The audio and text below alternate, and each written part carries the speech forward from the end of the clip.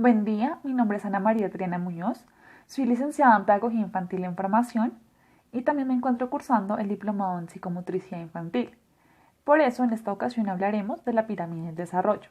Esta es una propuesta realizada por dos psicomotricistas, uno de ellos Alfonso Lázaro y el otro Pedro Pablo Berruezo. Ellos, fuera de ser psicomotricistas, son maestros especialistas en educación especial, educación física y doctores en pedagogía. Ellos se especializaron principalmente en la psicomotricidad como herramienta que permite ayudar a los niños y niñas con discapacidades físicas. Enfocándonos en nuestra pirámide del desarrollo, a nuestro lado izquierdo encontramos los 4 estadios del desarrollo y en el lado derecho la cronología aproximada de cada estadio.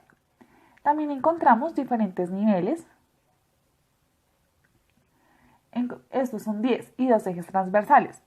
A la izquierda, el de la emoción a las habilidades sociales y a la derecha, de la interacción al símbolo. La base de nuestra pirámide es el sistema nervioso central. Este sistema está conformado por el encéfalo, el troncoencéfalo, el cerebro y la médula espinal. Esta vez estudiaremos nuestro primer estadio, el de los sistemas sensoriales. Recordemos que este sistema sensorial se da aproximadamente en el primer año de vida. La naturaleza ha diseñado mecanismos biológicos sensibles a diferentes tipos de energía, relevante para la supervivencia y la reproducción de los sistemas sensoriales, a los que también llamamos sentidos. Los sentidos son las vías de información que parten desde la realidad circundante al sistema nervioso central, de las que las especies poseen. Cualquier tipo de estimulación puede influir sobre la conducta.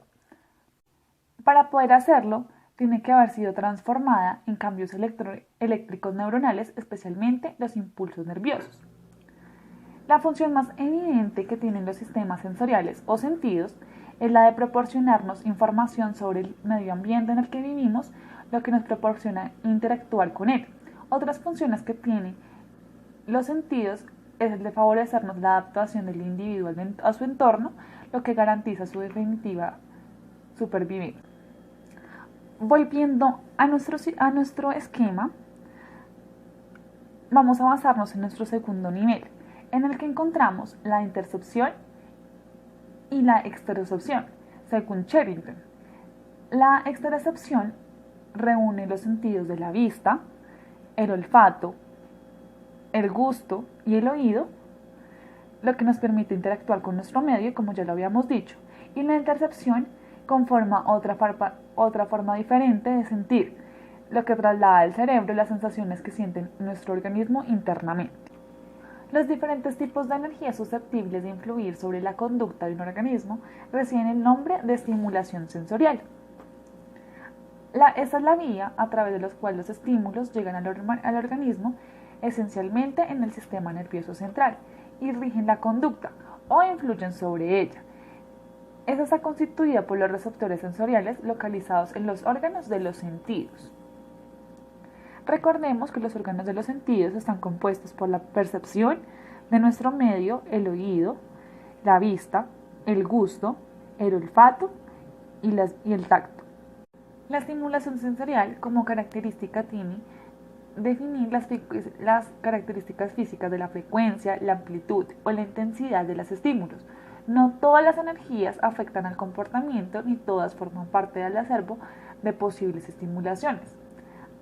Además de detectar y clasificar la energía, se extrae información relativa sobre la energía al sistema nervioso central.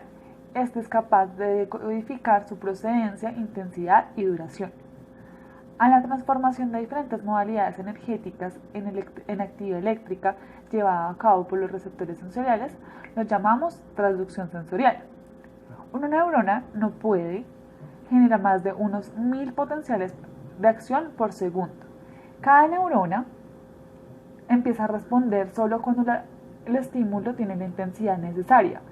Este umbral difiere de unas neuronas a otras y mientras que unas responden a estímulos muy bajos, otras solo lo hacen cuando la estimulación es intensa o demasiado intensa.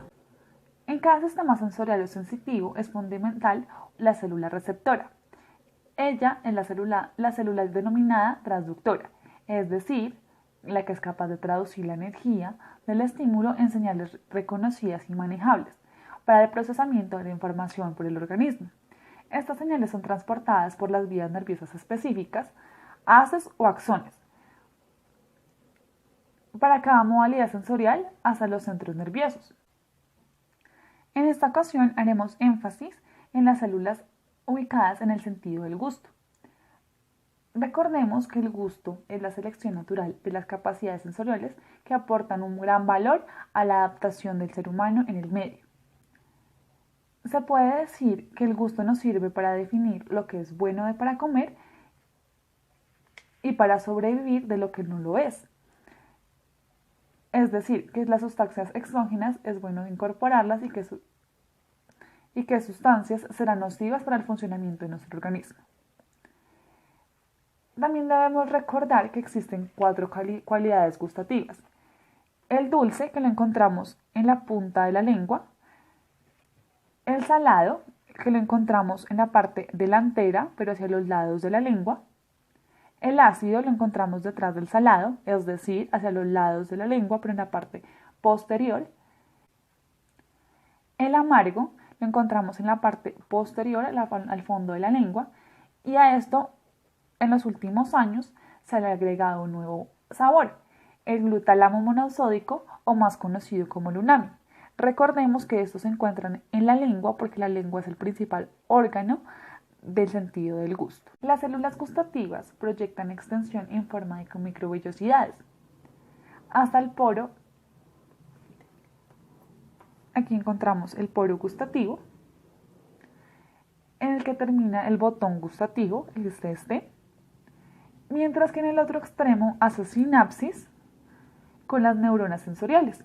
Vemos que la sinapsis es la comunicación neuronal entre los diferentes axones, los que transmiten la comunicación de célula a célula. Volviendo a la transducción gustativa, les recordamos que los receptores gustativos funcionan de forma similar a las neuronas, en la medida que las sustancias estimulantes actúan sobre los receptores de la membrana. Allí se abren los canales iónicos, los cuales activan receptores proteínicos que inician una cascada metabólica, produciendo una liberación del neurotransmisor. Es decir, que al haber una estimulación se abren los canales o de no haberla se cierran. Los axones de estas neuronas sensoriales constituyen a los nervios espinales y craneales. A través de ellos la información es transmitida en las diferentes divisiones del sistema nervioso central. Esta información llega al tálamo, el cual es el centro fundamental para el procesamiento de la información sensorial, procedente de la médula espinal y el tronco encefálico. El tálamo está organizado en diferentes grupos nucleares. Cada uno de ellos interviene en el procesamiento de una modalidad sensorial diferente.